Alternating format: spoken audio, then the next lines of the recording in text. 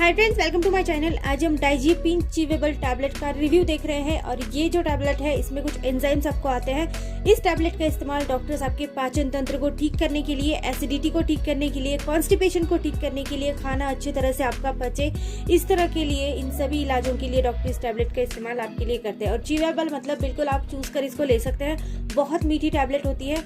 बहुत सी कंपनियां अब सेम ये एंजाइम्स ऊपर के बना देती है। आप किसी भी तरह का सेम कंटेंट दीजिए, काम बिल्कुल आपको एक जैसा मिलने वाला है। इसके लिए डॉक्टर की प्रिस्क्रिप्शन आप ना भी ले, डायरेक्टली आप इसको घर में रखकर भी ले सकते हैं। अल्केम कंपनी की बात कर रहे हैं, बहुत सी कंपनियां सेम कंटेंट बना देगी। अल्केम की बात करेंगे तो 10 टैबलेट की 1 स्ट्रिप आपको 68 रुपए की आ रही है।